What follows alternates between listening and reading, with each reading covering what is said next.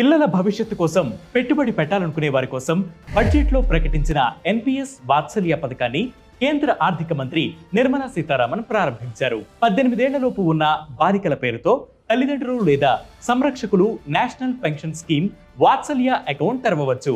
పిల్లలు మేజర్లు అయ్యాక ఆ ఖాతాను సాధారణ ఎన్పిఎస్ ఖాతాగా మారుస్తారు. ప్రజలందరికీ సామాజిక ఆర్థిక భద్రత కల్పించే లక్ష్యంతో 2004లో ఎన్పిఎస్ పథకాన్ని తీసుకువచ్చారు.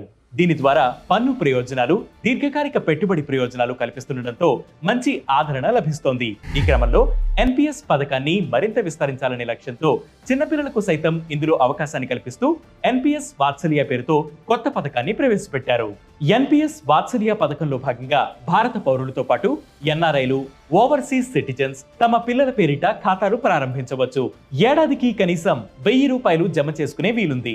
గరిష్ట పరిమితేమీ లేదు. వాత్సల్య పొదుపు ద్వారా తల్లిదండ్రులకు పన్ను మినహాయింపు అవకాశం లభిస్తుంది.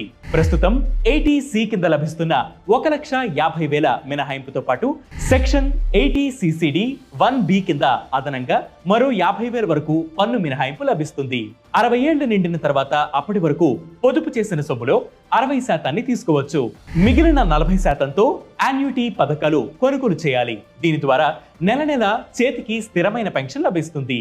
ఈ పథకంలో చేరడం ద్వారా ముందస్తుగా పెట్టుబడులు పెట్టేందుకు అవకాశం లభిస్తుంది. దీని ద్వారా కాంపౌండింగ్ ప్రయోజనాన్ని పొందవచ్చు. అంటే వడ్డీపైన వడ్డీ లభిస్తుంది. మైనర్లుగా ఉన్నప్పుడే ఈ ఖాతా తీసుకోవడం వల్ల పదవీ విరమణ నాటికి పెద్ద మొత్తంలో నగదు చేతికందుతుంది. అలాగే చిన్నతనం నుంచే పొదుపు అలవాటు చేసినట్టు అవుతుంది. సాధారణంగా ఎన్పిఎస్ స్కీమ్ లో టైర్ 1, టైర్ 2 అనే 2 ఖాతాలు ఉంటాయి. టైర్ 1 ప్రాథమిక పెన్షన్ అకౌంట్. ఇందులో చేరినప్పుడు విత్డ్రాల్ పై పరిమితులు ఉంటాయి. ఇక టైర్ 2 అనేది స్వచ్ఛంద పొదుపు పథకం.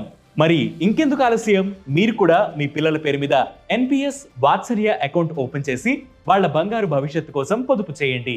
ఇలాంటి ఇంట్రెస్టింగ్ అప్డేట్స్ కోసం ప్రతిరోజు వేటి న్యూస్ యాప్ ని ఫాలో అవ్వండి. దాంతోపాటు వేటి న్యూస్ తెలుగు యూట్యూబ్ ఛానల్ ని సబ్స్క్రైబ్ చేయండి.